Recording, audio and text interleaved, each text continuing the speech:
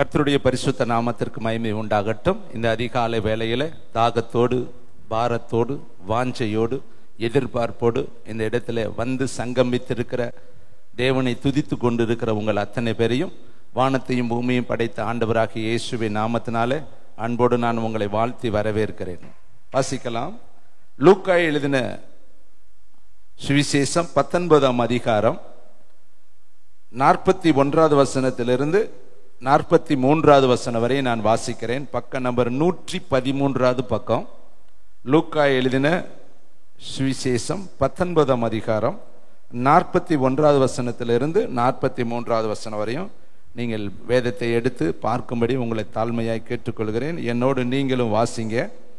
அவர் சமீபமாய் வந்தபோது நகரத்தை பார்த்து அதற்காக கண்ணீர் விட்டு அழுது, உனக்கு கிடைத்த இந்த நாளிகைகளாகிலும் உன் சமாதானத்துக்கு ஏற்றவைகளை நீ அறிந்திருந்தாயானால் நலமாயிருக்கும். இப்பொழுதோ அவைகள் உன் கண்களுக்கு மறைவாயிருக்கிறது. உன்னை சந்திக்கும் காலத்தை நீ அறியாமல் போனபடியினால் உன் சத்துருக்கள் உன்னை சூழ மதில் போட்டு உன்னை வளைத்து கொண்டு எப்பக்கத்திலும் உன்னை நெருக்கி. போதும். கர்த்தருடைய பரிசுத்த நாமத்திற்கு மகிமை உண்டாகட்டும். இந்த காலை தியானத்துல பரிசுத்த ஆவியானவர் நமக்கு தியானிக்கும்படியாய் கொடுத்த இந்த வேத பகுதியில ஒரு நகரத்தை பார்த்து, ஒரு பட்டணத்தை பார்த்து, ஒரு தேசத்தை பார்த்து, ஒரு குடியிருப்பு எல்லையை பார்த்து கர்த்தர் கண்ணீர் விட்டு அழுதார் என்று சொல்லி வேதம் சொல்லுகிறது. அந்த பட்டணம் என்ன பட்டணம்? எந்த பட்டணம் என்றால் எருசலேம் பட்டணம். அவர் பிறந்த பட்டணம், அவர் வாழ்ந்த பட்டணம், அவர் குடியிருந்த பட்டணம், அவர் ஊழியம் செய்த பட்டணம். அவர் பிறப்பதற்கு பல நூற்றாண்டுகளுக்கு முன்பாகவே அவர் யூதேயாவில் உள்ள பெத்லகேமிலே பிறப்பார் என்பது அந்த பட்டணத்தை குறித்து அநேக தீர்க்கதரிசிகள் மூலமாய் முன்னறிவிக்கப்பட்ட ஒரு பட்டணம். அந்த ஆசீர்வதிக்கப்பட்ட அந்த பட்டணத்தை பார்த்து தான் இயேசு கிறிஸ்து கண்ணீர் விட்டு அழுது இரண்டு காரியத்தை அந்த பட்டணத்துக்காக அவர் சொல்லுகிறதை நான் வேதத்துல வாசிக்கிறோம். முதலாவது 42வது வசனத்தை பாருங்க. அந்த பட்டணத்துக்கு சொல்றாரு, உனக்கு கிடைத்த இந்த நாளிகையிலாகிலும் உன் சமாதானத்துக்கு ஏற்றவைகளை நீ அறிந்திருந்தாய் ஆனால் நலமாயிருக்கும். அப்ப அந்த பட்டணத்திற்கு என்ன கிடைச்சிச்சா, சமாதானத்துக்கு ஏற்ற காரியங்களை அவர்கள் அறியாதபடியினால என்ன வந்துருச்சா, அவங்களுக்கு ஆபத்து வந்துருச்சு. அப்ப அவர் சொல்றாரு, உனக்கு கிடைத்த இந்த நாளிகையில், இந்த நாளிலேயாவது உன் சமாதானத்துக்கு ஏற்றவைகளை நீ அறிந்திருந்தால் உனக்கு நலமாக இருக்குமே. அப்பனா அந்த பட்டணம் சமாதானத்துக்கு ஏற்ற காரியத்தை அறியாதபடி தங்களுடைய கண்களை மூடிக்கொண்டார்கள், தங்களுடைய செவிகளை அவர்கள் அடைத்து கொண்டார்கள், தங்களுடைய இருதய பலகைகளை அவர்கள் மூடிக்கொண்டார்கள். அப்ப அந்த பட்டணம் ஆசீர்வதிக்கப்பட்ட பட்டணம் தான், ஆனா உள்ளே சமாதானம் இல்லை. ஆசீர்வதிக்கப்பட்டவர் அந்த பட்டணத்துல வாழ்ந்தாரு, அந்த பட்டணத்துல ஊழியம் செய்தாரு, ஆனா உள்ள சமாதானம் இல்லை. வேதம் சொல்லுது பாரு, சமாதானத்துக்கு ஏற்றவைகளை நீ அறிந்திருந்தாயானால் உனக்கு நலமாயிருக்கும். அந்த பட்டணம் சமாதானத்துக்கு ஏற்றவைகளை அறியாதபடிக்கு அந்த பட்டணம் இருந்திருக்கிறது. அடுத்து 43ல உன்னை சந்திக்கும் காலத்தை நீ அறியாமல் போனபடியினால். அப்ப அந்த பட்டணத்தை கர்த்தர் சந்திக்க பூமியில இறங்கி வந்த அந்த காலத்தை நீ அறியாமல் போனபடியினால் உனக்கு என்ன சம்பவம் நடைபெறும்? உன் சத்துருக்கள் உன்னை சூழ மதில் போட்டு உன்னை வளைத்து கொண்டு எப்பக்கத்திலும் உன்னை நெருக்கி. அப்ப அந்த பட்டணத்திற்கு சத்துருக்கள் சூழக்கூடிய ஒரு காலம் வரப்போகிறது, வளைத்து கொள்ளக்கூடிய ஒரு காலம் வரப்போகிறது, எப்பக்கத்திலும் நெருக்கப்படக்கூடிய ஒரு காலம் வரப்போகிறது. அதுக்கு முன்னாடி நான் உன்னை சந்திக்கும் காலத்தை நீ அறியாமல் போனபடியினால். இந்த 2 வசனத்திலையும் நீங்கள் ஒரு வார்த்தையை கவனிக்கலாம். நீ அறிந்திருந்தாயானால், நீ அறியாமல் போனபடியினால். இன்னைக்கு செய்தியினுடைய தலைப்பு அறிந்திருந்தாயானால், அறியாமல் போனாயானால். நீ கர்த்தரை அறிந்திருந்தால் உன்னுடைய வாழ்க்கை எப்படி இருக்கும்? நீ கர்த்தரை அறியாமல் இருந்தால் உன்னுடைய வாழ்க்கை எப்படி இருக்கும்? அந்த பட்டணத்துல தான் அவன் இருந்தார். இவர் தச்சன் அல்லவா? யோசேப்பினுடைய குமாரன் அல்லவா? மரியாளுடைய குமாரன் அல்லவா? இவருக்கு சகோதரர்கள் சகோதரிகள் இங்கே இருக்கிறார்கள் அல்லவா? என்று அவரை குறித்து அநேகர் இடரல் அடைந்தார்கள். ஆனா யாரு அவரை விசுவாசித்ததாக எழுதப்படல, இடரல் அடைந்தார்கள். சொந்த ஊருக்காரங்க தான், சொந்த பட்டணத்தாரர் தான். நீ செய்யற நற்கிரிகளை ஜனங்கள் பார்க்கும்படி அங்கே போய் செய்யும் என்று சொல்லி அவரை துரிதப்படுத்தினார். ஆனால் அவர்கள் அந்த நற்கிரிகளை ஏற்றுக்கொண்டதாக விசுவாசித்ததாக நம்ம பார்க்க முடியல. இன்னைக்கு நம்ம எல்லாருமே ஆண்டவருடைய பிள்ளைகள் தான். ஆனால் இந்த வருஷத்தின் கடைசியில சமாதானத்துக்கு ஏற்றவைகளை நீ அறிந்திருந்தாயானால் உனக்கு நலமாயிருக்கும். நீ அறியாது இருந்தாயானால் உன்னை சூழ வேலியடைத்து உன்னை சூழ நெருக்கி உனக்கு பலவிதமான வேதனைகளை உருவாக்கக்கூடிய காலம் வரப்போகிறது. அதற்கு முன்னாடி நீ உன்னை ஆயத்தப்படுத்திக்கொள் என்று கர்த்தர் இந்த காலை வேளையில நம்மோடு கூட பேசுகிறார். யோவான் எழுதின சுவிசேஷம் 17ஆம் அதிகாரம் 3வது வசனத்தை ஒரு காரியத்தை சொல்லி நான் கடந்து போக விரும்புகிறேன். முதலாவது நம்ம அறிந்து கொள்ள வேண்டிய ஒரு ஆழமான சத்தியம் 17ஆம் அதிகாரம் யோவான் சுவிசேஷம் 17:3 ஒன்றான மெய் தேவனாகிய உம்மையும் நீர் அனுப்பினவர் ஆகிய இயேசு கிறிஸ்துவையும் அறிவதே நித்திய ஜீவன். ஒரு மனிதனுக்கு நித்திய ஜீவன் என்றால் இயேசுவை அவன் எந்த அளவுக்கு அறிந்து கொள்கிறானோ, பிதாவை அவன் எந்த அளவுக்கு அறிந்து கொள்கிறானோ, இந்த வேதத்தை அவன் எந்த அளவுக்கு அறிந்து கொள்கிறானோ அந்த அளவுக்கு அவனுக்குள்ளே நித்திய ஜீவன் இருக்கிறது என்று அர்த்தம். நீங்க நித்திய ஜீவனுக்கு இப்பொழுதே ஆயத்தமாயிரணும். இயேசுவை அறிகிறதே அறிவு. மெய்தேவனாகி உம்மையும் நீர் அனுப்பினவராகி இயேசு கிறிஸ்துவையும் அறிவதே நித்திய ஜீவன். அப்ப இயேசுவை எங்க அறிந்து கொள்ளலாம்?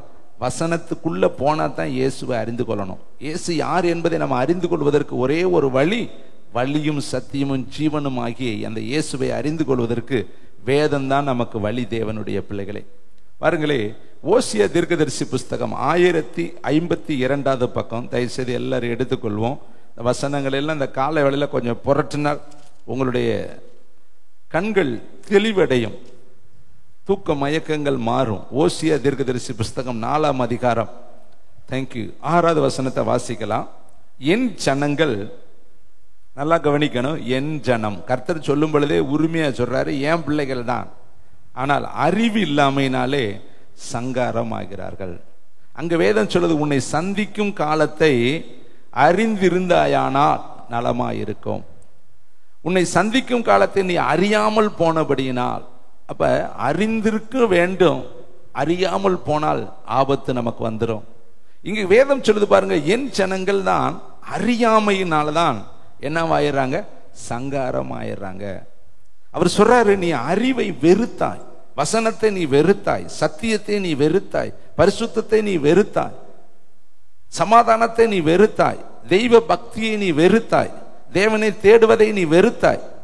அது சொல்றாரு, நீ அறிவை வெறுத்தாய், ஆகையால் நீ என் ஆசாரியனா இராதபடி நானும் உன்னை வெறுத்து விடுவேன். நீ செஞ்சேனா நானும் வெறுத்து விடுவேன். நான் கூப்பிட்டேன், நீங்கள் ஆகடியம் பேசினீர்கள், ஆனால் நீங்கள் கூப்பிடும் பொழுது நானும் ஆகடியம் பேசும். நான் கூப்பிடும் பொழுது நீங்க கேட்க மாட்டேனீங்க, ஆனால் நீங்க ஒரு நாளைக்கு கூப்பிடும் பொழுது நான் ஆகடியம் பேசுவேன். இங்க பாருங்களேன், வேதம் சொல்லுது, நீ அறிவை வெறுத்தாய்.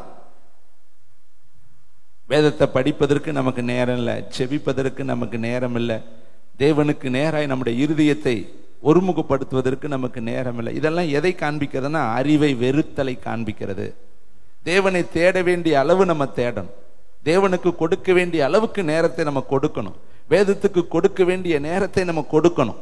முதலாவது தேவனுடைய ராஜ்யத்தை எவ்வளவு தேடணுமோ அவ்வளவு நம்ம தேடணும். தேவனுடைய பிள்ளைகளே, ஒரு மனிதனுக்கு எவ்வளவு உணவு கொடுத்தால் அவன் பலனாய் இருப்பானோ அவ்வளவு உணவு கொடுத்தால் தான் அவன் பலனாய் இருக்க முடியும். அதை விட்டுட்டு கொஞ்சோண்டு உணவு கொடுத்தா அவன் பலனாய் இருக்க முடியாது. அவன் உயிரோடு இருப்பான், பலவீனனாய் இருப்பான், நசல் கொண்டவனாய் இருப்பான், பலனற்றவனாய் இருப்பான், தைரியமற்றவனாய் இருப்பான், அறிவற்றவனாய் இருப்பான். அவனால செய்ய முடியாது. குறைந்த உணவு கொடுத்தால் அவன் எப்படி மூளை வேலை செய்யும்? அதுபோலதான் நம்முடைய ஆத்துமாவுக்கு வேதத்தின் சத்தியத்தை நிறைய கொடுக்கணும்.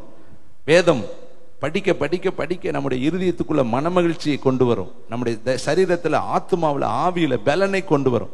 வசனம் சொல்லுகிறது, இந்த வசனம் கேட்கிறவனையும் பேசுகிறவனையும் ஊன்ற குத்தும் என்று சொல்லி வேதம் சொல்லுகிறது. இங்க பாருங்களே, நீ அறிவை வெறுத்தாய், ஆகையால் நீ என் ஆசாரியனாய் இராதபடி நானும் உன்னை வெறுத்து விடுவேன். நீ உன் தேவனுடைய வேதத்தை மறந்தாய், ஆகையால் நானும் உன் பிள்ளைகளை மறந்து விடுவேன். எப்படி சொல்றாரு பாரு, அறிவை வெறுத்தாய், வேதத்தை மறந்தாய், அதனால நானும் உன் பிள்ளைகளை மறந்து விடுவேன். அப்ப இந்த கால வேளையில நம்ம யோசித்து பார்க்கலாம். சமாதானமுள்ள இந்த காலத்துல நம்ம வேதத்தை பற்றி பிடித்து கொள்ளணும் தேவனுடைய பிள்ளைகளை, ஜெபத்தை பற்றி பிடித்து கொள்ளணும் தேவனுடைய பிள்ளைகளை, பரலோகத்தை பற்றி பிடித்து கொள்ளணும் தேவனுடைய பிள்ளைகளை. வேதம் சொல்லுது, யோவான் ஸ்நானகன் காலம் வரையும் பரலோக ராஜ்யம் பலவந்தம் பண்ணப்படுகிறது. பலவந்தம் பண்ணுகிறவர்கள் அதை பிடித்து கொள்வார்கள். அப்ப பரலோகங்கிறது சும்மா தெருவில் விற்கக்கூடிய ஒரு காரியம் அல்ல. அதுக்கு நம்ம அதிக பிரயாசப்படணும். அதற்காக நம்ம நேரத்தை செலவு செய்யணும். அதிகாலமே நம்ம அவரை தேடணும். அப்பொழுதுதான் தேவனை கண்டடைய முடியும் தேவனுடைய பிள்ளைகளே. இங்கு பாருங்களே, வேதம் சொல்லுது, இன்னும் ஒரு வசனத்தை நான் உங்களுக்கு காண்பிக்க விரும்புகிறேன். ஆமோஸ் எழுதின தீர்க்க தரிசன புஸ்தகம் 1066 பக்கம். ஆமோஸ் எழுதின தீர்க்க தரிசன புஸ்தகம், தேங்க்யூ, 4ஆம் அதிகாரம் 12வது 13வது வசனத்தை வாசிக்கலாம். ஆமோஸ் தீர்க்கதரிசி புஸ்தகம் 4ஆம் அதிகாரம் 12வது 13வது வசனம். ஆகையால் இஸ்ரவேலே, நீ இந்த பிரகாரமே உனக்கு செய்வேன். இஸ்ரவேலே, நான் இப்படி உனக்கு செய்ய போகிறபடினா உன் தேவனை சந்திக்கும்படி, அதை ஒரு கோட்டை போட்டு வைங்க, மேல ஹெட்லைன் போடுங்க, உன் தேவனை சந்திக்க நீங்கள் ஆயத்தமாங்கன்னு எழுதப்படல, நீ சிங்குலர்ல இருக்கு, நீ ஆயத்தப்படு. நீ தினந்தோறும் கர்த்தரை சந்திப்பதற்கு நீ ஆயத்தமாகணும். ஒரு அதிகாரியை சந்திக்கணும்னா நீ எவ்வளவு ஆயத்தமாகி போற. உன்னை விட பதவி உயர்வில் இருக்கிற ஒரு நபரையோ அல்லது கொஞ்ச காலம் இந்த உலகத்துல அதிகாரியா இருக்கக்கூடியவர்களையோ நீ சந்திக்கணும்னா நீ எந்த அளவுக்கு உன்னுடைய வஸ்திரத்துல ஆயத்தம், உன்னுடைய நடை உடையில ஆயத்தப்படுத்துற. இங்க எழுதுறாரு பாருங்களே, உன் தேவனை சந்திக்கும்படி ஆயத்தப்படு. அவர் எப்படிப்பட்டவர் தெரியுமா? அடுத்த வசனம், அவர் பர்வதங்களை உருவாக்கினவரும் காற்றை சிருஷ்டித்தவரும் மனுஷனுடைய நினைவுகள் இன்னதென்று அவனுக்கு வெளிப்படுத்துகிறவரும் விடியற் காலத்தை அந்தகாரம் ஆக்குகிறவரும் பூமியினுடைய உயர்ந்த ஸ்தலங்களின் மேல் உலாவுகிறவருமாய் இருக்கிறார். சேனைகளின் தேவனாகிய கர்த்தர் என்பது அவருடைய நாமம். அவர் எவ்வளவு பயங்கரமானவர்! காற்றை உருவாக்கினவர், பர்வதங்கள், பெரிய பெரிய மலைகள், குன்றுகளை அவர் உருவாக்கினவர், மனுஷனுடைய நினைவுகள் இன்னதென்று அவனுக்கு வெளிப்படுத்தி காண்பிக்கிறவர், நன்மை தீமை இதெல்லாம் நமக்கு உணர்த்துகிறவர் அவர்தான். இது எல்லாம் செய்யக்கூடிய அவர் வல்லமையுள்ளவர்.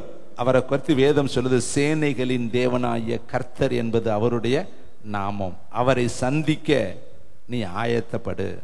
அப்ப நீ அவரை சந்திக்கணும், ஆனா அதுக்கு நீ ஆயத்தமாகணும்.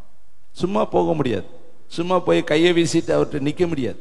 அவர் வல்லமையுள்ளவர், காற்றை சிருஷ்டித்தவர், பர்வதங்களை உருவாக்கினவர், சாவாமை உள்ளவர், ஒருவரும் சேரக்கூடாத ஒளியிலே வாசம் பண்ணுகிறவர், ஒருவரும் காணக்கூடாத அதிர்ஷ்டம் உள்ள தேவன். அவர் சொன்னால் ஆகும், அவர் கட்டளையிட்டால் நிற்கும்.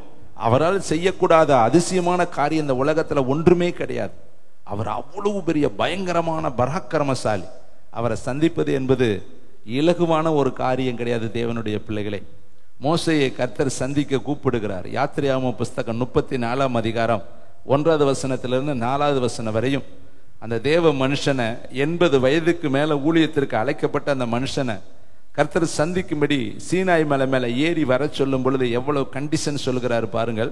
115வது பக்கம், யாத்திரையாகம புஸ்தகம் 34ஆம் அதிகாரம் 1வது வசனத்திலிருந்து 4ஆம் வசனம் வரை நான் வாசிக்கிறேன். நீங்கள் என்னோடு கூட இந்த வசனத்தை நிறுத்தி நிதானமா இந்த கால வேளையில பாருங்க. அவசரமா போனோம்னா அது புரியாது, அது மனசுல படாது. தயவுசெய்து எல்லாரும் வேதத்தை வாசிக்கலாம். கர்த்தர் மோசேயை நோக்கி, முந்தின கற்பலகைகளுக்கு ஒத்த 2 கற்பலகைகளை இழைத்துக்கொள். அப்ப முந்தின கற்பலகைகளை அவரே செய்து கொடுத்தார். பாருங்க 32ஆம் அதிகாரத்துல நீங்கள் வாசித்து பாருங்களேன், 9ஆம் வசனம். Thank you Lord Jesus.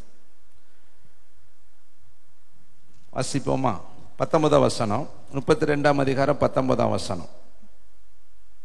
அவன் பாளையத்துக்கு சமீபித்து அந்த கன்றுக்குட்டியும் நடனங்களையும் கண்ட பொழுது மோசே கோபம் உண்டவனாய் தன் கையில் இருந்த பலகைகளை மலையின் அடியிலே எரிந்து உடைத்து போட்டு. அப்ப இந்த உடைத்து போட்ட கற்பனையை யார் செய்தது? கர்த்தரே செய்த கற்பனை. அந்த பெரிய பலகையை அவரே செய்து சொந்த கையால எழுதி இவன் கையில கொடுத்தார்.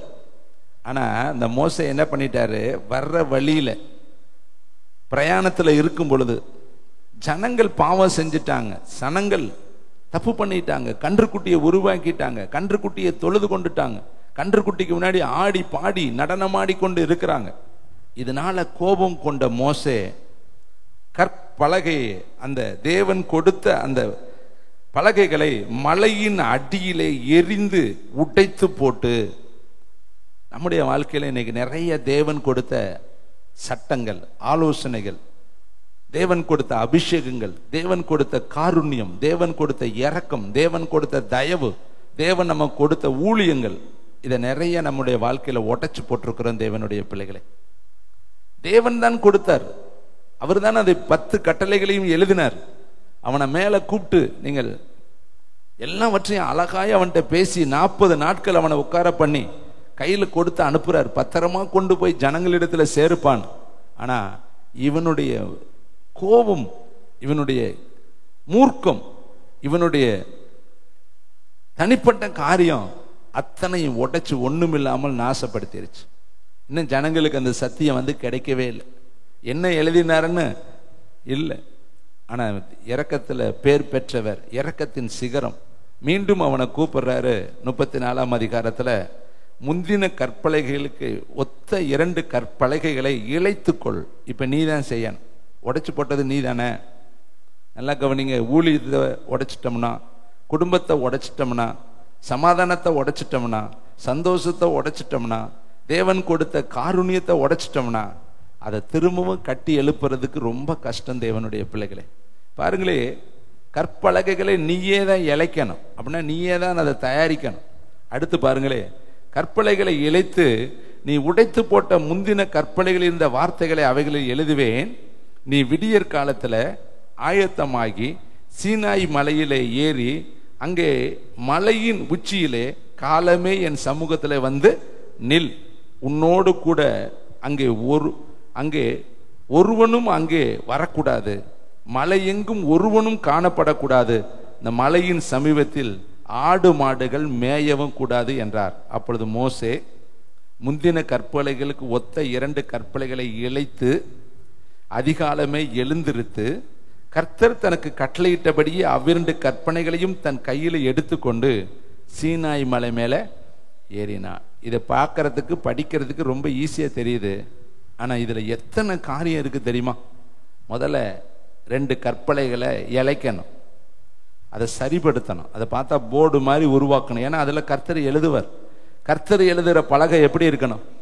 கற்பலகை, சாதாரண பலகை கிடையாது, கல்லால் செய்யப்பட்ட பலகை, மரப்பலகை கிடையாது. அதை எங்க போய் வெட்டுன, எத்தனை நாள் அதை இழைச்சான், சரி அதை தூக்கணுமே. ஒவ்வொன்றும் எப்படி இருக்கும்? அங்க கிடக்கிற தூண்கள் மாதிரி இருக்கும். 2 கையில தூக்கணுமே வயசானவன். அது எங்க கொண்டு போகணும்? மலை மேல கொண்டுட்டு போகணுமே. அது சாதாரண சமதளத்துல தூக்கிட்டு போயிடலாம், தலையில கூட வச்சுட்டு போயிடலாம். ஆனா மலை மேல தூக்கணுமே. அது எப்ப எந்திரிக்கணுமா? அதிகாலையில, விடியற் காலையில நீ ஆயத்தமாகணும். அப்ப அவன் எத்தனை மணிக்கு எந்திரிக்கணும்? கூட ஒருத்தனும் வரக்கூடாது, ஒரு நாய் கூட வரக்கூடாது, நீ மட்டும்தான் வரணும். ஏன்? நீ தானே உடைச்சு போட்ட, நீ தானே என் சத்தியத்தை உடைச்ச, உன்கிட்ட தானே நான் பேசினேன், உன் கூட தானே 40 நாள் நான் சஞ்சரிச்சேன், உனக்கு தானே அநேக ஆலோசனைகளை நான் கொடுத்தேன். அப்ப யாருக்கு அதிகம் கொடுக்கப்படுகிறத அவனிடத்துல அதிகமா கர்த்தர் கேட்பார். 30 வருஷமா நீங்க விசுவாசினா 30 வருஷம் உங்களுக்கு கர்த்தர் போஷித்திருக்கிறார், உங்களிடத்துல அதிகமா கேட்பார். 10 வருஷமா நீங்க போஷிக்கப்பட்டிருக்கீங்களா, உங்களிடத்துல கர்த்தர் அதிகமா கேட்பார். 10 வருஷமா உங்களை தண்ணி ஊத்தி வளர்த்திருக்கிறார், 10 வருஷமா உங்களை பராமரித்திருக்கிறார், 10 வருஷம் உங்களை வேலி அடைத்திருக்கிறார், 10 வருஷம் உங்களுக்கு என்ன கொடுத்திருக்காரு? இரவும் பகலும் உங்களை பாதுகாத்திருக்கிறார். அப்ப வேலைக்காரர் கூலிக்கு பாத்திரராய் இருக்கிறார். அவர் உங்களிடத்துல வந்து கேட்பார், நான் 10 வருஷம் உன்னை பாதுகாத்தேனே, 10 வருஷம் உனக்கு நான் உணவு கொடுத்தேனே, 10 வருஷம் நான் உனக்கு எல்லா நன்மைகளையும் செய்தேனே, நீ எனக்கு என்ன காரியத்தை செஞ்ச? பாருங்களேன், எவ்வளவு கடினமான ஒரு வேலையை சொல்றாரு. தூக்கிட்டு வாங்குறாரு. அதிகாலையில் ஆயத்தமாகணும். அது எத்தனை மணி? 1 மணியா, 2 மணியா, 3 மணியா, 4 மணியா தெரியாது. ஆனா அதிகாலையில் அவன் ஆயத்தமாகி மலை மேல ஏறி, அங்கே மலையின் உச்சியிலே காலமே என் சமூகத்துல வந்து உச்சிக்கு வரணும். இடமலையில இல்ல, பாதி மலையில அவன் நிக்க கூடாது. எங்க வரணும்? ஹையஸ்ட் பிளேஸ்க்கு போகணும். ஹையர் உச்சி தளவுக்கு போகணும். அங்க போகணும்னா எத்தனை மணி நேரம் நடக்கணும்? இன்னைக்கு மலையில ஏறி போறதுக்கு வாகனங்கள் இருக்கு. இன்னைக்கெல்லாம் நிறைய காரியங்கள் வந்துருச்சு. ஆனா அப்ப நடந்துதான் போகணும். ரோடு கிடையாது. அது எந்த மேட்டுல எந்த பள்ளத்துல விழுந்து அவன் ஏறி போனான். இந்த 4 வசனத்துல 40,000 ஆழங்கள் இருக்கு. எத்தனை மணிக்கு எந்திரிச்சான்? எப்படி புறப்பட்டான்? லைட்டு கிடையாது, இருட்டா இருக்கும். எத்தனை விசை ஜந்துக்கள் இருக்கும். அது எப்படிப்பட்ட சூழ்நிலை. கர்த்தரை சந்திக்கிறதுனா எவ்வளவு கஷ்டம். அங்க போகணும். ஏன்னா ஏற்கனவே உடைச்சு போட்டது தான் எழுத போறாரு. ஏற்கனவே கொடுத்தாரு, அழகா கொடுத்தாரு. அவன் பத்திரமா கொண்டு வந்திருந்தானா இவ்வளவு பெரிய கஷ்டம் அவன் பட வேண்டியதில்லை. இன்னைக்கு நம்முடைய வாழ்க்கையில எத்தனையோ நன்மைகளை கர்த்தர் நம்ம கொடுத்திருக்கிறார். எத்தனையோ காரியத்தை நம்ம கர்த்தர் கொடுத்தாரு.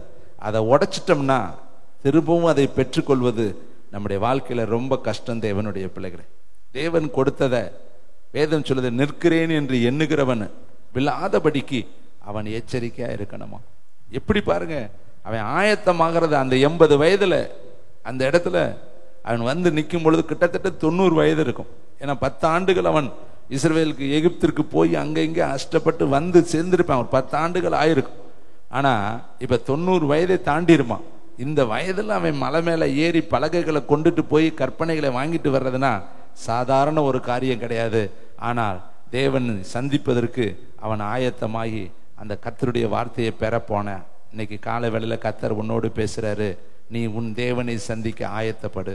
அதிகாலமே எழுந்திருது, தேவ சமூகத்துல காத்துரு. அழகா பிரசங்கிக்கலாம். ஆனா பிரசங்கத்தை எடுப்பதற்கு உட்கார்ந்து இருக்கிற நேரம் எவ்வளவு நேரம் தெரியுமா? ஈஸியான நேரம் கிடையாது. பிரசங்கிக்கிற பிள்ளைகளுக்கு தெரியும். சாதாரணமான காரியங்களை ஒரு வார்த்தையை எடுத்து கொண்டு வருவதற்கு பல மணி நேரங்கள் நம்ம கொத்தளமிட்டா தான் அந்த வார்த்தையை பெற்றுக்கொள்ள முடியும். நீங்களும் உங்க வீட்டில் சமைக்கிறவங்க சாப்பிட்றவங்க ஒரே வாரத்தில் நல்லா இருந்துச்சுன்னு சொல்லிடுவாங்க. ஆனா அந்த சமையல் பண்ணுவதற்கு நீங்க எத்தனை மணி நேரம் செலவு செய்றீங்க? இதே போல தாங்க தேவனை சந்திப்பதற்கு நீங்க அதிகாலை எழும்பி பல மணி நேரம் காத்திருக்கணுங்க. தேவனிடத்துல சங்கமிக்கணுங்க, தேவனோடு உறவாடணுங்க. அப்பதாங்க உங்களுடைய வாழ்க்கையில மெய்யான சமாதான நிலை கொண்டு இருக்கும். அதனாலதான் கர்த்தர் சொல்றார், உன்னை சந்திக்கும் காலத்தை நீ அறிந்திருந்தாயானால் உனக்கு நலமா இருக்கும். நீ அறியாமல் போனபடியினால் உன்னை சுற்றிலும் எக்காலம் பயங்கரமான ஆபத்து வரப்போகுது என்று கர்த்தர் எழுதி வைத்திருக்கிறார். இன்னொரு மனுஷனை நான் உங்களுக்கு காண்பிக்க விரும்புகிறேன். 1011 பக்கம், எசேக்கியேல் எழுதின தீர்க்க தரிசன புஸ்தகம் 1011 பக்கம் எடுத்துக்கொள்வோம். தேங்க்யூ வண்டர்ஃபுல் தி ஹோலி ஸ்பிரிட். எசேக்கியேல் தீர்க்க தரிசன புஸ்தகம் 38 அதிகாரம் 7 வசனம். நீ ஆயத்தப்படு. அங்கு மோசேயை ஆயத்தப்படுத்தி சீனாய் மலையில ஏற சொன்னாரு. இங்க எசேக்கியேலை ஆயத்தப்படுத்தி என்ன சொல்றாரு? நீ ஆயத்தப்படு, உன்னோடு கூடின உன் எல்லா கூட்டத்தையும் ஆயத்தப்படுத்து. முதல்ல நீ ஆயத்தப்படு, அடுத்த ஆயத்தப்படுத்து. கொர்நேலியு, அவனை பத்தி நீங்க வேதத்துல வாசித்து பாருங்க. அவன் தனி ஜெபம் பண்ணக்கூடியவன். அந்த வசனத்தை நான் உங்களுக்கு நிழலாட்டமாய் காண்பிக்க விரும்புகிறேன். அப்போஸ்தலர் 10 அதிகாரம் இந்த வசனத்தை வச்சுக்கிட்டே எடுங்க பார்க்கலாம். அவனை பத்தி எழுதியிருக்கு. அவன் அந்நிய ஜாதியான். அந்நிய ஜாதியான அவன் எப்படிப்பட்டவன்? 2 வசனம் 10:2. அவன் தேவ பக்தி உள்ளவன். ஃபர்ஸ்ட் பாயிண்ட், அவன் தனிப்பட்ட முறையில தேவ பக்தி உள்ளவன். அவன் தனிப்பட்ட முறையில வேதத்தை படிக்கிறவன். அவன் தனிப்பட்ட முறையில ஜெபம் பண்ணுகிறவன். அவன் தனிப்பட்ட முறையிலே உபவாசம் பண்ணுகிறவன். அவன் தனிப்பட்ட முறையிலே தேவனோடு நடக்கிறவன். அவன் தனிப்பட்ட முறையிலே தேவனோடு நெருங்கி இருக்கிறவன். பிளஸ் அடுத்த தன் வீட்டார் அனைவரோடும் தேவனுக்கு பயந்தவன். வீட்டாரோடு. அப்ப அந்த மனுஷன் தன் வீட்டை எந்த அளவுக்கு தேவனிடத்துல நடத்தி இருக்கிறான் பாருங்க. வேதம் சொல்லுது, ஒருவன் சொந்த குடும்பத்தை நடத்த அறியாதிருந்தால் தேவனுடைய சபையை எப்படி விசாரிப்பான்? இங்க வந்திருக்கிற எத்தனையோ பிள்ளைகளுடைய வீட்டுல இன்னும் முழு குடும்பமும் ரட்சிக்கப்படலை. அப்பாவை ஆதாயப்படுத்த முடியல, அம்மாவை ஆதாயப்படுத்த முடியல, கணவனை ஆதாயப்படுத்த முடியல, பிள்ளைகளை ஆதாயப்படுத்த முடியல. முடியலன்னு நம்மளும் விட்டுறோம். வேதம் சொல்லுது, மனுஷனால் கூடாதவைகள் தேவனால் கூடும். அவரால் கூடாத காரியம் ஒன்றுமே கிடையாது. இவன் எப்படி ஆதாயப்படுத்தினா? யோபு வாழ்க்கையை நல்லா யோசித்து பாருங்களேன். அவன் காலம் சமாதானமா போய்கிட்டே இருந்துச்சு. 10 பிள்ளைங்க, 5000, 7000, இப்படி ஆடு மாடுகள். கிழக்கத்திய புத்திரல்ல அவனுக்கு ஈக்குவலா யாருமே கிடையாது. நல்ல செல்வந்தன், தேவனுக்கு பயந்தவன், பொல்லாப்புக்கு விலகுகிறவன். அவ்வளவு ஒரு நேர்த்தியான மனுஷனுடைய வாழ்க்கையில ஒரு இருள் வந்தது, ஒரு வேதனையின் காலம் வந்தது, ஒரு துக்கத்தின் காலம் வந்துச்சு. ஒவ்வொன்றுக்கும் ஒரு காலம் இருக்கு அல்லவா? ஒவ்வொருக்கும் ஒரு நேரம் இருக்கிறது அல்லவா? இப்ப சந்தோஷமா இருந்த காலம் போய் வேதனையுள்ள காலம் அவனுடைய வாழ்க்கையில பிரவேசித்தது. அவன் எதிர்பார்க்கவே இல்லை. திடீர் என்று அவன் சொல்றான், நான் பயந்த காரியமே எனக்கு நேரிட்டது. அவன் பயந்துகிட்டே இருந்திருக்கான், என் பிள்ளைகளுக்கு ஏதாவது ஆயிரும், ஏதாவது ஒரு சம்பவம் வந்துடும். அவன் எதிர்பார்க்காத ஒரு சூழ்நிலை, ஒரு இருள் சூழ்ந்த ஒரு வாழ்க்கை அவனுக்குள்ள வருது. எல்லாவற்றையும் இழந்துட்டான். இன்னைக்கு நம்ம நல்லா போய்கிட்டே இருக்கிறோம், இப்படியே போயிடுவோம்னு நினைக்காதீங்க. ஏதோ ஒரு சூழ்நிலை காலங்கள் மாற்றி அடிக்கும். கடந்த வாரம் நம்ம தியானித்தோம் அல்லவா? முதல்ல தென்றல் காற்று அடிச்சுச்சு, கொஞ்ச நேரத்துல யூரோ கிளியோத்தான் காற்று அடித்துச்சு. பகற்காலமும் இருக்கு, ராக்காலமும் இருக்கு. எல்லா காலமும் நம்முடைய வாழ்க்கையில வந்து மோதும். அந்த காலத்துக்கு நம்மை தாக்கு பிடிப்பதற்கு நம்ம எப்படி இருக்கணும்? தேவனை தேடணும், ஆயத்தமா இருக்கணும். அதனாலதான் கர்த்தர் சொல்றாரு, கொர்நேலியு தான் தேவனிடத்துல பக்தி உள்ளவன் தான், அத்தோடு அவன் இருந்திருக்கலாம் அல்லவா? அவன் தன் வீட்டாரையும் தேவனுக்குள்ள நடத்தி, அடுத்த வார்த்தையை நீங்க பாருங்களே, மிகுந்த தர்மங்களை செய்து எப்போதும் தேவனை நோக்கி ஜெபம் பண்ணி கொண்டு இருந்தான். எப்போதும் ஜெபம். அவனுக்கு வேலை இல்லாதவனா? ஒரு வேலை இன்னைக்கு சொல்லலாம், பிரதருக்கு தான்ப்பா வேலையே கிடையாது, எப்ப பார்த்தாலும் ஜெபம் ஜெபம்னு சொல்லிக்கிட்டே இருக்காரு. இவனுக்கு வேலை இல்லையா? இவனுக்கு எவ்வளவு பெரிய வேலை தெரியுமா? மேல 1வது வசனம் பாருங்க. இத்தாலியா பட்டாளம் எண்ணப்பட்ட பட்டாளத்திலே 100க்கு அதிபதியாகிய கொர்நேலியு என்னும் பேர் கொண்ட ஒரு மனுஷன் செசரியா பட்டணத்திலே இருந்தான். இத்தாலியா பட்டாளம் எண்ணப்பட்ட பட்டாளத்திலே 100க்கு அதிபதியாகிய கொர்நேலியு. அப்ப இவனுக்கு கீழே 100 பேர் வேலை பார்க்கறாங்க. பட்டாளத்துல ஒரு பெரிய தலைவன்.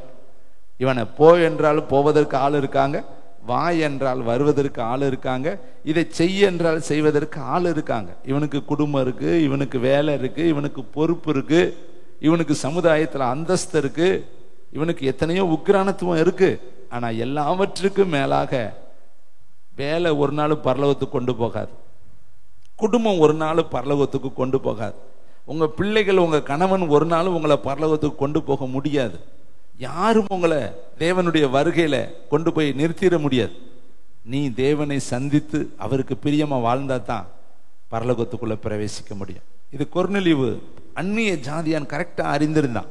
அதனால வேதம் சொல்லுது, அவன் தேவ பக்தியா இருந்ததோடு மட்டுமல்ல, நான் என் தேவனை சந்திக்க நான் ஆயத்தம், ஆனா என் மனைவி, என் பிள்ளைகள், என் குடும்பம் ஆயத்தமாகணுமே. அதனால குடும்பத்தோடு தினந்தோறும் உட்கார்ந்து அவன் ஜெபித்தான். இதைத்தான் யோபும் செய்தார். குடும்பத்தோடு உட்கார்ந்து சர்வாங்க தகன பலிகளை செலுத்தினான்.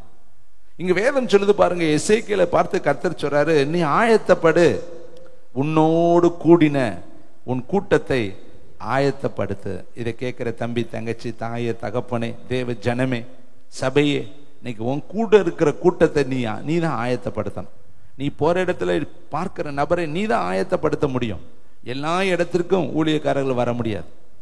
ஏசப்பா கப்பர்நகூம்ல இருக்கும் பொழுது கலிலேயாவுக்கு யார் போறது? கானா ஊருக்கு யார் போறது? அவர் கப்பர்நகூம்ல இருக்கிறார். ஏதாவது ஒரு பட்டணத்துல தான் இருந்தார், மற்ற பட்டணத்துல அவர் இல்லை. அது மாதிரி ஒரு நபர்கள் ஒரு ஊர்ல தான் இருக்க முடியும். நீங்க தான் எல்லா இடத்துலையும் போறீங்க வர்றீங்க, நீங்க தான் ஆயத்தப்படுத்தணும்.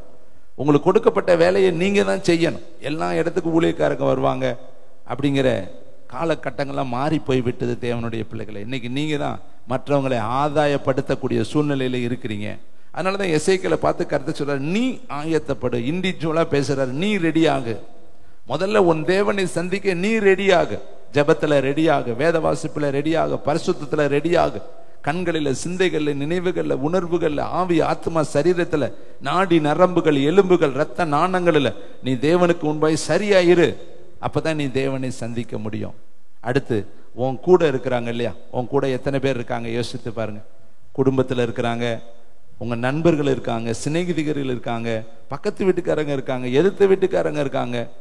உங்களுக்கு வேலை பார்க்கிற இடத்துல எத்தனையோ பேர் இருக்கிறாங்க, அவங்களெல்லாம் ஆயத்தப்படுத்த வேண்டிய பொறுப்பு உங்க கையில கர்த்தர் கொடுத்திருக்கிறார். ஏன்னா உன்னை சந்திக்கும் காலத்தை நீ அறியாது இருக்கிறாய். உனக்கு தேவன் கொடுத்த இந்த பொன்னான வாய்ப்பை நீ அறியாது இருக்கிறாய். இந்த காலத்துல நீ கண் சுருகி போய் வாழ்ந்து கொண்டு இருக்கிறாய். எஸ்தரை பார்த்து மொர்தெகாய் ஒரு கேள்வி கேட்கிறாரு, எஸ்தர், இந்த காலத்திற்கு உதவியா இருக்கும்படி உனக்கு ராஜ மேன்மை கிடைச்சிருக்கு, நீ ஏன் இந்த ராணி ஆகல? உனக்கு சீட்டு மடியில விழுந்ததுக்கு காரணம் உன் பலன் அல்ல, உன் அழகு அல்ல, உன் அந்தஸ்து அல்ல, உன் திறமை அல்ல, உன் தாளந்து அல்ல, உனக்கு பின்னாடி இருக்கிற என்னுடைய ஜெபம் அல்ல. உன்னை ஒரு நோக்கத்தோடு கர்த்தர் இந்த 127 நாடுகளுக்கு ராணியாய் உட்கார பண்ணி இருக்கிறார். எதற்காக? சுகபோகமாய் வாழ்வதற்காகவா? சிற்றின்ப பிரியராய் இருப்பதற்காகவா? அல்லது நீயும் உன் கணவனோடும் வாழ்ந்து கொண்டு இருப்பதற்காகவா கர்த்தர் இந்த பெரிய ராஜரீக அபிஷேகத்தை உனக்கு கொடுத்திருக்கிறார்? இந்த 127 நாடுகளில் இருக்கிற யூதர்களுக்காக திறப்பில் நிற்பதற்குத்தான் உனக்கு இந்த ராஜ்ய மேன்மை கொடுத்திருக்கிறாரு. ஒருவேளை இந்த காலத்துல நீ மௌனமாயிருந்தா யூதர்களுக்கு ரட்சிப்பு வேறு வழியாய் புறப்பட்டு வரும். அப்பொழுது நீயும் உன்னுடைய தகப்பன் குடும்பத்தாரும் அழிந்து போவீங்க. கர்த்தர் இத்தனை ஆயிரம் மக்களுக்கு கிடைக்காத ஒரு ரட்சிப்பு உங்களுக்கு எனக்கு எதுக்கு கொடுத்திருக்கிறாரு? இந்த வேதத்தின் ஆழங்களை எதற்கு கர்த்தர் கையில கொடுத்திருக்கிறாரு? இந்த பெரிய ஒரு சந்தோஷத்தை கர்த்தர் நமக்கு எதுக்கு கொடுத்திருக்கிறாரு? கேட்டுட்டு அனுபவிச்சுட்டு மூடி வச்சுட்டு உலகத்தின் போக்குல போறதுக்காக கர்த்தர் கொடுத்திருக்கிறாரு? இல்ல தேவனுடைய பிள்ளைகளை, உங்கள் அழைப்பிற்கு ஒரு நோக்கம் இருக்கு, உங்கள் தெரிந்து கொள்ளுதலுக்கு ஒரு நோக்கம் இருக்கு, உங்களை இந்த இடத்துல கொண்டு வந்ததற்கு ஒரு நோக்கம் இருக்கு. இந்த காலத்தை தேவன் உங்களை சந்திக்கிற அந்த காலத்தை நீ அறியாதபடிக்கு, மோசே கையில் இருந்த அந்த கற்பனையை அவன் அறியாதபடி உடைச்சான் பாருங்க. கோவம் வந்தா கற்பனையை உடைச்சிடுறதா? நல்லா யோசித்து பாருங்க. கோவம் வந்ததுக்கு எதுக்குங்க உடைக்கணும்? அப்ப எந்த அளவுக்கு தன் கையில இருக்கிறத அவன் அறியல பார்த்தீங்களா? இது தேவன் எழுதி கொடுத்ததுங்கிற அந்த மேன்மையை அவன் அறியாம தானே உடைச்சிட்டான். இதே மாதிரிதான் அங்கேயும் செஞ்சான். என்ன சொன்னாரு? கண்மலையை பார்த்து பேசுறானார். இவனுக்கு கோபம் பாருங்க, அந்த ஜென்ம புத்தி வந்துகிட்டே இருக்கு பாருங்க. ஏற்கனவே எகிப்துல ஒருத்தனை அடிச்சு கொன்னு போட்டான். எகிப்தினுடைய சகல சாஸ்திரத்தையும் அவன் கற்றவன், அவனுக்கு எல்லாம் தெரியும், முரட்டு சுபாவம் உள்ளவன். அதனாலதான் ஒருத்தனை அடிச்சே கொன்று போட்டுட்டு உடையாந்தவன். அந்த சுபாவம் அவனுக்குள்ள, அந்த ஜென்ம சுபாவம் இன்னும் மறைஞ்சிருக்கு. கோபம் வந்தோடனே கற்பனையை உடைக்கிறான், கோபம் வந்தோடனே கண்மலையை அடிக்கிறான். இன்னைக்கு நம்முடைய வாழ்க்கையில இந்த கோபம் தாங்க நம்முடைய வாழ்க்கையில சமாதானத்தை கெடுத்துருது.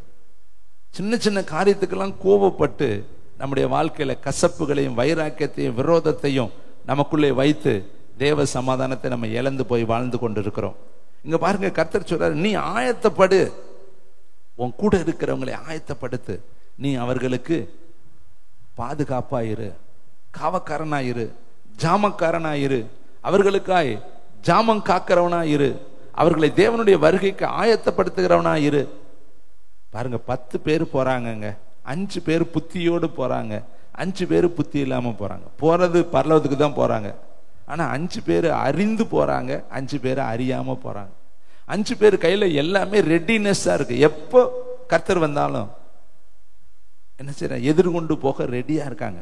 ஆனா 5 பேரு என்ன பண்றாங்க, ஒன்று குறைவா இருக்கிறாங்க. இன்னைக்கு நம்முடைய வாழ்க்கையில கர்த்தர் சொல்றாரு, எபேசு சபையை பார்த்து, உன் கிரிகளை அறிந்திருக்கிறேன், உன் விசுவாசத்தை அறிந்திருக்கிறேன், யூதர் அல்லாதவர்கள் தங்களை யூதர் என்று சொல்லுகிறதையும் நீ அதை பொறுமையாய் சகித்து கொண்டு இருக்கிறதையும் அறிந்திருக்கிறேன், உன் பிரயாசம் எல்லாம் சொல்லிட்டு கடைசியில சொல்றாரு, ஆதியில் இருந்த அன்பை விட்டா என்று உன் பேர்ல எனக்கு குறை உண்டு. எல்லாம் சொல்லிட்டு கடைசியில சொல்றாரு, உன் பேர்ல எனக்கு குறை உண்டு, நீ அதை விட்டு இன்ன நிலையில் இருந்து விழுந்தாய் என்பதை நினைத்து நீ மனம் திரும்பினா நான் உன்னை பயன்படுத்துவேன்.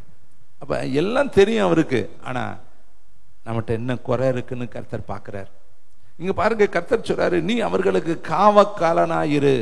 அப்பனா பாதுகாப்பா நில்லு, அவங்களை ஜெபத்துல தாங்கிறவனா நில்லு, பரிசுத்தத்துல தாங்கிறவனா நில்லு, அவங்களுக்காய் நீ வழக்காடியாய் நில்லுன்னு கர்த்தர் எசேக்கியேலுக்கு சொல்றார். இன்னொரு வசனத்தை உங்களுக்கு நான் வாசிக்க விரும்புகிறேன். எபிரேயருக்கு எழுதின நிருபம் 12ஆம் அதிகாரம் 310வது பக்கம், புதிய ஏற்பாடு. தயவுசெய்து எல்லாரும் எடுத்துக்கொள்வோம். 310வது பக்கம். தேங்க்யூ, வண்டர்ஃபுல் த ஹோலி ஸ்பிரிட். எபிரேயருக்கு எழுதின புஸ்தகம் 12ஆம் அதிகாரம் 14 வசனத்திலிருந்து நான் வாசிக்கிறேன். தேங்க்யூ. யாவரோடும் சமாதானமாய் இருக்கவும். இந்த கடைசி வாரத்துல எல்லாரோடையும் நம்ம சமாதானமா இருக்கணும். சமாதானம் நம்முடைய வாழ்க்கையில ரொம்ப முக்கியம். ஏன்னா சமாதான பிரபு இயேசு, அவருக்கு பேரே சமாதான பிரபு. அந்த பிரபு நமக்குள்ள இருந்தா நமக்கு முதலாவது என்ன உண்டாகும் தெரியுமா? சமாதானம் வரும். இன்னைக்கு புறமதத்தில் இருக்கிறவங்க கூட பக்கத்து வீட்டுக்காரங்களோட சமாதானமா இருக்காங்க, வேலை பார்க்கிற இடத்துல சமாதானமா இருக்காங்க, ரொம்ப அன்பா இருக்காங்க. வேதம் சொல்லுது, அவர்களுடைய நீதியிலும் உங்கள் நீதி அதிகமாயிராவிட்டால் என்று கர்த்தர் எழுதி வைத்திருக்கிறார். இங்க பாருங்களே, வேதம் சொல்லுது, யாவரோடும் சமாதானமா இருக்கவும் பரிசுத்தம் உள்ளவர்களாய் இருக்கவும் நாடுங்கள், பரிசுத்தம் இல்லாமல் ஒருவனும் கர்த்தரை தரிசிப்பதில்லை. அடுத்த வார்த்தையை காரியம், ஒருவனும் தேவனுடைய கிருபையை இழந்து போகாதபடிக்கு யாதொரு கசப்பான வேர் முளைத்து எழும்பி கலக்கம் உண்டாக்குறதுனாலே அநேகர் தீட்டுப்படாத படிக்கு. அப்ப இந்த கசப்பு இருக்கு இல்லையா, வைராக்கியம், விரோதம், முற்பகை, சகிப்பு இல்லாமை, இது எல்லாமே நமக்குள்ள சமாதானத்தை கெடுத்துரும். சமாதானம் பண்ணுகிறவர்கள் பாக்கியவான்கள். அப்படின்னா சமாதானம்னா ரெண்டு பேர்த்த பிடிச்சி சேர்த்து வைக்கிறது இல்லை, நம்ம தான் போய் சமாதானம் பண்ணோம். நம்ம ஒருத்தரோடு கசப்பா இருக்கிறோம்னா நம்ம இறங்கி போய் நம்ம அவங்களோடு சமாதானம் பண்ணி கொண்டா நம்ம பாக்கியவான்கள். நமக்கு இன்னொரு மீடியா தேவை கிடையாது. கர்த்தருடைய ஆவியானவர் நமக்குள்ளே மீடியாவாக இருக்கிறார். அவர் நமக்காக வாக்கு கடங்காத பெருமூச்சலோடு ஜெபிக்கிறவர். அவர் தான் நமக்குள்ளே சமாதான பிரபு. அவர் நம்மள்ட்ட சொல்லுவார், இறங்கி போ, இசைந்து போ, ஒத்து போ, போய் பேசு, எல்லாரோடு சமாதானமா இரு என்று கர்த்தர் நம்மளோடு இடைப்பட்டுக்கிட்டே இருப்பார். அவர் பேசாத கல்லோ மண்ணோ மரமோ மட்டையோ அல்ல, அவர் பேசுகிறவர். வேதம் சொல்லுது, அவர் என்னை குறித்தும் வரப்போகிற காரியங்களையும் குறித்து உங்களுக்கு நினைப்பூட்டுவாரு. அவர் என்னிடத்திலிருந்து எடுத்து அனுப்பப்படுகிறபடியினால் என்னை குறித்து எல்லாவற்றையும் உங்களுக்கு சொல்லுவாரு. ஆவியானவர் பாவத்தை குறித்தும் நீதியை குறித்தும் நியாய தீர்ப்பை குறித்தும் கண்டித்து உணர்த்துவாரு. அப்ப நம்மகிட்ட கர்த்தர் பேசுவார், நிச்சயமா பேசுவார், உங்கள்கிட்ட பேசுவார். உங்கள் இருதயமே உங்களை குற்றவாளியாக தீர்க்கும் என்றா உங்கள் இருதயத்திலும் அவர் பெரியவராக இருக்கிறாரு. நம்ம இருதயமே நம்மகிட்ட பேசும், நிறைய காரியம் செய்யும், சொல்லும். நம்ம செய்யறது சரியில்லைன்னு உங்க இதயம் சொல்லும். நீங்களே சொல்லுவீங்க, நான் செய்யறது சரியில்லை, நான் பேசுறது சரியில்லை, நான் பார்க்கறது சரியில்லை, நாங்க நிக்கிறது சரியில்லை, நான் போற போக்கே சரியில்லை, நமக்குள்ளே சொல்லுவீங்க. உங்களை அறியாம தலையில சில பேர் கொட்டிக்குவீங்க, சே நான் இப்படிலாம் செஞ்சிருக்க கூடாது. உங்களுக்கே தெரியும். இது யாரு உங்களுக்குள்ளே உணர்த்துகிறது? தேவனுடைய ஆவியானவர் உங்களுக்குள்ளே இருந்து உணர்த்துறாரு. பவுல் அழகா சொல்றாரு, பாவிகளில் பிரதான பாவினா, நான் விரும்புகிறதை செய்யாமல் நான் வெறுக்கிறதையே செய்கிறேன். யார் இந்த பாவ சரீரத்திலிருந்து என்னை விடுதலையாக்க முடியும்? பாருங்க, அவர் சொல்றாரு, விரும்புறதை நான் செய்ய மாட்டேங்கிறேன், வெறுக்கிறதையே நான் செய்கிறேன். எனக்குள்ளே இரண்டு பிரமாணங்கள், பாவ பிரமாணம் எனக்குள்ளே போராடுகிறது. மாம்சம் ஆவிக்கு விரோதமாகவும் ஆவி மாம்சத்துக்கு விரோதமாக போராடுகிறது. நிர்பந்தமான மனுஷனா என்னை யார் இந்த பாவ சரீரத்திலிருந்து விடுதலை ஆக்குவார்? அவ்வளவு தேவ கிருபை பெற்ற அந்த மனுஷன் நிர்பந்தமானவன் நான் மனுஷங்கிறார். அருமையான தம்பி தங்கச்சி, நமக்குள்ள இந்த போராட்டம் வேண்டாம். கடைசி வாரத்துல வந்துட்டோம். சமாதானமா இருக்கும்படி கர்த்தர் விரும்புகிறார். சமாதானம் நீங்க தான் போய் பண்ணணும். யாருக்கு யாரு கசப்பா இருக்கிறீங்களோ போய் எல்லாரும் சமாதானம் பண்ணிக்குங்க. ஏன்னா புதிய ஆண்டுக்குள்ள பிரவேசிப்பதற்கு முன்னாடி இந்த கசப்பான வேரோடு பிச்சுகளோடு பாவ போராட்டத்தோடு கசப்புகளும் வைராக்கியங்களும் விரோதங்களையும் வைத்துக்கிட்டு நம்ம புதிய ஆண்டுக்குள்ள போக வேண்டாம். தேவனுடைய பிள்ளைகளை, புதிய ஆண்டு என்பது புதிய ஆசீர்வாதத்தின் ஒரு ஆண்டு. அந்த ஆண்டுக்கு போவதற்கு முன்னாடி எல்லா பழைய நினைவுகளை கழிந்துட்டு புதிய ஒரு சந்தோஷம் உள்ளவர்களாய் நம்ம புதிய ஆண்டுக்குள்ள போக கர்த்தர் இன்னைக்கு நம்மளோடு பேசுறாரு.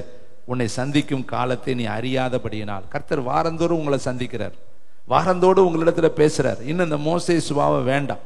மோசேக்கு எவ்வளவு காரியம், கடைசியில கானானியவன் பார்க்கல, எவ்வளவு பரிதாபம், அவன் வாழ்க்கையில எவ்வளவு வேதனை பாருங்க. எல்லாம் டோட்டலி லாஸ். இவ்வளவு ஊழியம் செஞ்சது லாஸ், எகிப்துக்கு போனது லாஸ், அங்கிருந்து புறப்பட்டு இவ்வளவு கற்பனைகளை வாங்கி எல்லாம் செஞ்சுட்டு கடைசியில மெயின் கானான் தானே, அவனை கானான்னு பார்க்கலையே. காரணம் கர்த்தர் அல்ல, மோசே தான் காரணம். முட்கோபம், எங்க பார்த்தாலும் கையை தூக்குறது, எங்க பார்த்தாலும் வேகப்படுறது, எங்க பார்த்தாலும் அவனுடைய மூர்க்கத்தை வெளிப்படுத்திக்கிட்டே இருக்கான். அந்த கசப்பான ஒண்ணு அவனுக்குள்ள இருந்து புறப்பட்டுக்கிட்டே இருக்கு. அதனால கடைசியில அவன் டோட்டலா எல்லாத்தையும் இழந்துட்டான். நம்மளும் கூட பரலோகம் ரொம்ப முக்கியம். தேவனுடைய பிள்ளைகளை உலகம் முழுவதையும் ஆதாயப்படுத்திட்டு என்ன பிரயாசம் உங்களுக்கு, வேலையில எவ்வளவு பிரயாசப்படுறீங்க, சம்பார்த்தனைக்கு எவ்வளவு பிரயாசப்படுறீங்க, பிள்ளைகளை வளர்க்கறதுல எவ்வளவு பிரயாசப்படுறீங்க, உங்க குடும்பத்தை கட்டுவதில் எவ்வளவு பிரயாசப்படுறீங்க. ஆனா அந்த பிரயாசத்தோடு நம்முடைய ஓட்டம் முடிஞ்சிடக்கூடாது. நம்ம பரலோகத்துக்குள்ள பிரவேசிக்கணும். அதுதான் தேவன் நமக்கு வைத்திருக்கிற பிரதானமான நோக்கம். உலகம் முழுவதையும் ஆதாயப்படுத்தி ஜீவனை நஷ்டப்படுத்திட்டால் நமக்கு லாபம் என்ன? ஐஸ்வர்யவான் ஒருத்தன் இருந்தான், லாசரு ஒருத்தன் இருந்தான், சம்பிரளமாய் ஒருத்தன் வாழ்ந்தான், ஒன்றுமே இல்லாமல் ஒருத்தன் வாழ்ந்தான். 2 பேருமே இந்த உலகத்துல வாழ்ந்தான். சம்பிரளமாய் வாழ்ந்தவன் பாதாளத்துக்குள்ள போனான், ஒரு சொட்டு தண்ணீர் இல்லாத நரக அக்கினிக்குள்ள போனான். இந்த உலகத்துல ஒன்றுமே இல்லாதவன் ஆபிரகாம் மடியில தேற்றப்பட்டான் என்று வேதம் சொல்லுகிறது. அங்கே அழகான ஒரு இடத்துல கொண்டு போய் விடப்பட்டான் என்று வேதம் சொல்லுது. அப்ப இந்த உலகத்துல ஓடுற ஓட்டம் நிலையானது அல்ல. தேவனுடைய பிள்ளைகளை, நம்ம நிலையான ஒரு ராஜ்யத்துக்குள்ள பிரவேசிக்கணும்னா நிலையற்ற இந்த ராஜ்யத்துல தேவனுக்காய் நம்ம ஓடணும். நீங்க ஓடுறதெல்லாம் உங்களுக்காக ஓடுறீங்க, ஆனா கர்த்தரை சந்திக்க நீங்க எந்த அளவுக்கு ஓடுறீங்கிறது உங்க இருதயம் உங்களோடு பேசும். தேவனுடைய பிள்ளைகளை, இந்த கால வேளையில தான் வளர்ந்த பட்டணத்தை பார்த்து தான் கர்த்தர் கண்ணீர் விட்டார்.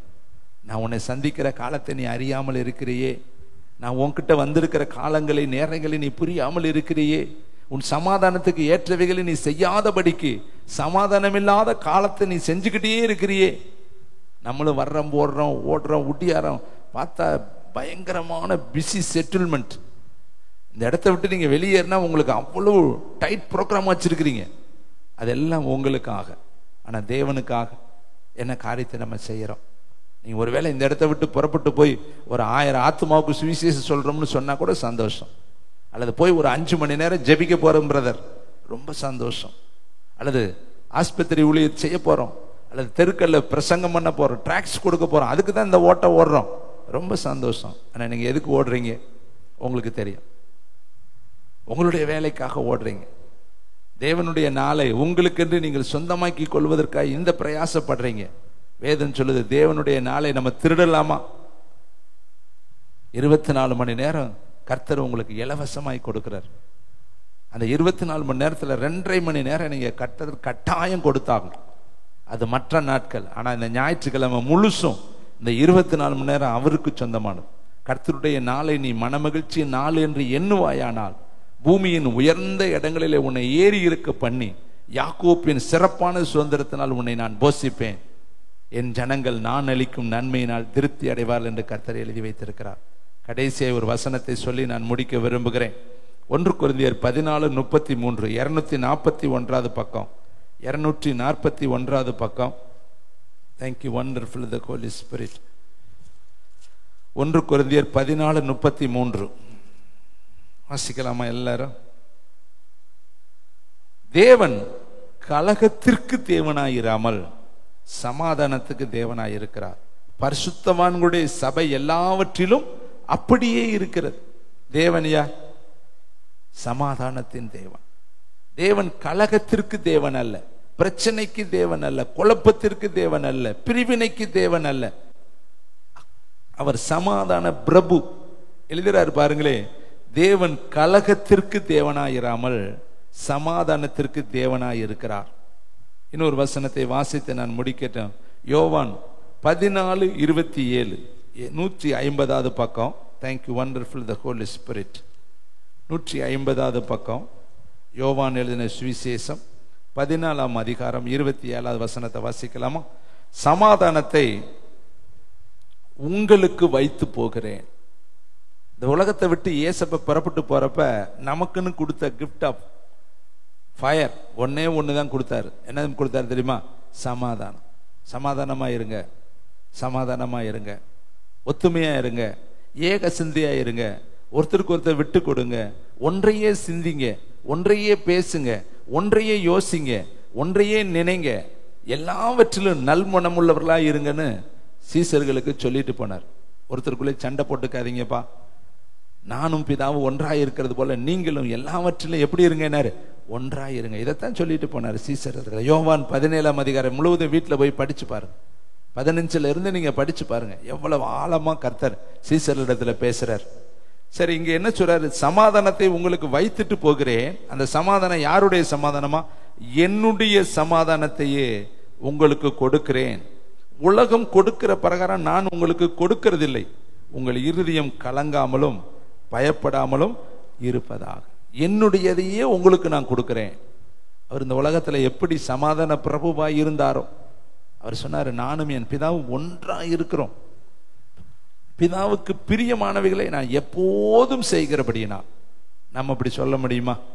பிதாவுக்கு பிரியமானதையே நான் பேசணும், பிதாவுக்கு பிரியமானவைகளை நான் செய்யணும், பிதாவுக்கு பிரியமானவைகளை நான் யோசிக்கணும், பிதாவுக்கு பிரியமானபடி நான் நடக்கணும், பிதாவுக்கு பிரியமானபடி நான் வஸ்திரம் போடணும், பிதாவுக்கு பிரியமானபடி என்னுடைய குடும்பம் இருக்கணும்னு அதையே நம்ம செய்தாலே தேவனுடைய ராஜ்யத்திற்கு நம்ம தகுதி உடையவர்கள். ஒரே ஒரு காரியத்தை சொல்லி நான் முடிக்கிறேன். மார்க் 5:34 எடுக்க வேண்டாம். 12 வருஷம் பெரும்பாடு உள்ள ஸ்திரீ. அவளுக்கு என்ன இல்லை தெரியுமா? ஃபர்ஸ்ட் சமாதானமே கிடையாது. பணக்காரி, தன் உண்டான எல்லாவற்றையும் செலவழித்தாள். அப்ப அவள்கிட்ட பணம் நிறைய இருந்திருக்கு. பல வைத்தியர்களிடத்துல ஓடுறா. நிறைய வைத்தியர்கள் அவ பார்த்திருக்கிறான். காரணம், அவளுக்கு வியாதி. 12 வருஷமா அந்த வியாதி. கர்த்தர் சொல்றாரு, கடைசியில நீ சமாதானத்தோடு போ. அப்ப இவ்வளவு நாள் அவளுக்கு என்ன கிடையாது? சமாதானம் கிடையாது. ஒரு வியாதி சமாதானத்தை கெடுத்துருச்சு, ஒரு வேதனை சமாதானத்தை கெடுத்துருச்சு, ஒரு கசப்பு சமாதானத்தை கெடுத்துருச்சு. அதனால அவள் வாழ்க்கையில சமாதானம். அப்ப 12 வருஷம் அவளுக்கு சமாதானம் இல்லை. ஒருவேளை இந்த 12 மாசம் நமக்குள்ள சமாதானம் இல்லாமல் இருக்கலாம். 10 மாதம், 4 மாதம், 7 மாதம், 6 மாதம். இன்னைக்கு எத்தனையோ குடும்பத்துல கணவன் மனைவி பேசிக்கிறது கிடையாது. எத்தனையோ வீட்டுல பிள்ளைகளும் மகனும் தகப்பனும் பேசிக்கிறது கிடையாது. எத்தனையோ வீட்டுல அம்மாவும் பிள்ளைகளும் பேசிக்கிறது கிடையாது. எத்தனையோ வீட்டுல கூட பிறந்தவங்க பேசிக்கிறது கிடையாது. நம் நடுவிலும் அப்படி இருக்கிறீங்க. கர்த்தர் அதை அறிவார். இது என்னங்க கிறிஸ்தவ வாழ்க்கை? இது எப்படி சமாதானம் உள்ள வாழ்க்கை? இதையா கர்த்தர் வைத்துட்டு போனார்? அநேகர் இன்னைக்கு ஒருத்தர் பேரை கேட்டாலே ஒருத்தருக்கு பிடிக்க மாட்டேங்குது. ஒருத்தரை கண்டாலே விலகி ஓடக்கூடிய, தலைதெறித்து ஓடக்கூடிய ஒரு மனநிலைமை. இது எல்லாமே கிறிஸ்தவத்துல இல்லவே இல்லைங்க. கிறிஸ்தவம் என்பது அன்பினால் கட்டப்பட்டது. 1 கொரிந்தியர் 13 முழுசு முழங்கால படிச்சு பாருங்க. அன்பு சகலத்தையும் தாங்கும், சகலத்தையும் சகிக்கும். அன்பு இருமாறுப்பாய் இராது, அயோக்கியமானதை செய்யாது, தற்பொழிவை நாடாது, சினமடையாது, அநியாயத்தில் சந்தோஷப்படாமல் சத்தியத்தில் சந்தோஷப்படும். அழகா சொல்லலாம், ஆனா வாழ்க்கையில் அதை நம்ம நடத்தி காட்டணுங்க. சகலத்தையும் தாங்கும். இந்த கடைசி மாசத்துல சுத்திகரித்து கொள்ளுங்க. என்னென்னத்துல நம்ம குறைவா இருக்கிறோமோ அது எல்லாம் சரி பண்ணுங்க. சரி பண்ணாட்டி நமக்கு தேவனுடைய நாமத்துக்கு மகிமையான காரியம் இருக்கவே இருக்காது. தேவனுடைய பிள்ளைகள் பாருங்க, இந்த 12 வருஷம் இவளுக்கு வியாதி பிளஸ் சமாதானம் இல்லை. அப்போ வியாதி வந்தா சமாதானம் போயிருது. நமக்குள்ளே மனவியாதி, நமக்குள்ளேயும் பலவிதமான மன போராட்டங்கள், யார் மேலேயாவது ஒருத்தர் மேல கோபம், எரிச்சல், டென்ஷன், அந்த பிரஷர்லயே இருக்கிறது. எப்ப பார்த்தாலும் தூங்குனாலும் எந்திரிச்சாலும் அந்த நினைப்பு வந்து முன்னாடி அலமோதிக்கிட்டே இருக்கும். இது ஒரு பிசாசுடைய துர்க்கிரி. இந்த ஸ்பிரிட்டை நீங்க மேற்கொள்ளாவிட்டால் அது முற்றிலும் உங்களுக்குள்ள இருந்து சமாதானத்தை எடுத்து போட்டுரும். அருமையான தம்பி தங்கச்சி, ஏசப்பா முதல்ல அந்த பெண்ணுகிட்ட சொன்னாரு, உன் வேதனை நீங்கி சமாதானத்தோடு இரு, நீ சமாதானத்தோடு போ, உன் வேதனை நீங்கி சுகமா இருந்தார். இன்னைக்கு கர்த்தர் நம்மளோடு பேசுறாரு. மீண்டும் அந்த வசனத்தை வாசித்து நம்ம முடிக்கலாமா? வசனத்தை வாசிக்கலாம். லூக்கா 19ஆம் அதிகாரம், அந்த பட்டணத்தை பார்த்து கர்த்தர் சொன்ன வார்த்தை 42, 43, 113வது பக்கம், கடைசியை வாசித்து முடிக்கலாம். Thank you, wonderful. உனக்கு கிடைத்த இந்த நாளிகையில் எத்தனையோ பேர்கள் இந்த நாள் பார்க்க முடியாமல் போயிருச்சு. எத்தனையோ பேர்களுக்கு இந்த வாய்ப்பு கிடைக்கல. ஆனா உங்களுக்கும் எனக்கும் கர்த்தர் கொடுத்திருக்கிறார். தேவாலயத்துல உட்கார்ந்து இருக்கிற கிருபை. பாபிலோன்ல போய் உட்கார்ந்து அலரி செடிகள் மேல கிண்ணறங்களை தூக்கி வச்சாங்களாம். அவங்க சொல்றாங்க, எருசலேமின் பாட்டை பாபிலோன்ல பாடுவது எப்படி? ஒரு காலத்துல அது இசைவினைப்பா இருந்த நான் எருசலேம் ஆலயத்துக்கு போவோம் வாருங்கள் என்று சொன்ன பொழுது நாங்க சந்தோஷமாய் போனோம். இப்ப ஆலயம் இல்லை, எருசலேமும் இல்லை, பாபிலோன்ல சிறைவாசிகளா இருக்கிறோம். இந்த கிண்ணறத்தை எல்லாம் தூக்கி நாங்க அலரி செடி மேல வச்சுட்டோம். பழைய நாட்களை நினைச்சு நாங்க அழுகிறோம். பழைய சந்தோஷமெல்லாம் இன்னைக்கு எங்களை விட்டு போயிருச்சேன்னு சொல்லி வருத்தத்தோடு பாடினார்கள். இப்ப கர்த்தர் சொல்றார், உனக்கு கிடைத்த இந்த காலத்துல இந்த நேரத்தை நீ அறியாதபடிக்கு இருந்தேனா, உன் சமாதானத்துக்கு ஏற்றவைகளை நீ செய்யாவிட்டால் என்ன வரும்? உன்னுடைய காரிய வாழ்க்கையில நிறைய வேதனைகள் வரும் என்று பின்னாடி கர்த்தர் எழுதுறார். மதில் சூடப்படும், வளைத்து கொள்வாங்க, எப்பக்கத்தில் உன்னை நெருக்கப்படும். இப்ப யோசித்து பாருங்க, யோபுவுக்கு திடீர்னு ஒரு பிரச்சனை வந்துருச்சு. இப்ப உட்கார்ந்து இருக்கிற மனைவி இல்லை, தூரமா நிக்கிறா, 10 பிள்ளைகளும் பக்கத்துல இல்லை, ஆடு மாடு எல்லாம் போச்சு, அவன் அழகெல்லாம் போச்சு, அவன் உருவம்லாம் குலைஞ்சு போச்சு. இவன் நினைச்சு பார்த்தானா இப்படி ஒரு நிர்பந்தமான சூழ்நிலைக்கு நான் தள்ளப்பட்டுருவேன்? ஆனா அவன் குறைவற்றவன், அவன்கிட்ட ஒரு குறைவு கிடையாது. கர்த்தர் சொல்றாரு, இவனை போல பூமியில ஒருவனும் இல்லை. அப்படி ஒன்று குறைவில்லாத அவனுக்கே இவ்வளவு பெரிய ஒரு வேதனை உள்ள காலம் இருக்கும்னா, நம்முடைய வாழ்க்கையில எத்தனை குறைவோடு ஓடிக்கொண்டிருக்கிறோம். நமக்கு இப்படி ஒரு சூழ்நிலை வராதுங்கிறதுக்கு என்ன சூரிட்டி இருக்கா? ஆண்டவர் அப்படிலாம் விட்டு என்னை சோதிக்க மாட்டாருன்னு சொல்லக்கூடாது. யோபுவை சோதிக்க அனுமதித்தார் அல்லவா? நான் காலை வேளையில தியானிக்கும் பொழுது ஒரு பகுதியை சொல்லி முடிக்கிறேன். தாவீது ஆடு மேய்க்கிற வரையும் அவனை யாரு காய்மாறாம பார்க்கல. தாவீது காடு மேய்க்கிற வரையும் அவனை யாரு பட்டயத்தால கொல்ல பார்க்கல. அவன் ஆடு மேய்க்கிற வரையும் அவனுக்கு விரோதமா எந்த ஒரு யுத்தமுமே கிடையாது. பேசாம இருந்தான். அவனுக்கு என்னைக்கு ராஜ மேன்மை வந்துச்சோ, என்னைக்கு சாமுவேல் போய் அபிஷேகம் பண்ணினாரோ, அதுக்கு அடுத்து வந்தது எல்லாமே வேதனை வேதனை வேதனை வேதனை, கஷ்டம் வேதனை கஷ்டம். கடைசி வரையும் சொல்றாரு, சிங்கங்களின் கபிக்குள்ள பல்லுக்குள்ள இருக்கிறேன், காரணம் இல்லாமல் முகாந்தரம் இல்லாமல் என்னோடு போர் செய்கிறார்கள், முகாந்தரம் இல்லாமல் என்னை பகைக்கிறார்கள். அப்ப நினைச்சிருப்பேன், பேசாம அந்த 5 ஆட்டுக்குட்டியோட இருந்திருந்தோம்னா நமக்கு எந்த பிரச்சனையுமே இல்லையே, நம்மளும் கூட உலக மனுஷனா இருந்த ஒரு பிரச்சனையும் கிடையாது. கர்த்தரிடத்துல வந்துட்டது இவ்வளவு அறிஞ்சுக்கிட்ட பிற்பாடி நம்முடைய வாழ்க்கையில யுத்தம் வரும். ஆனா யுத்தத்துல சமாதானத்தை நம்ம காத்து கொள்ளணும். கர்த்தர் கூட இருப்பார். எல்லாரும் எழும்பி நிற்கலாம்.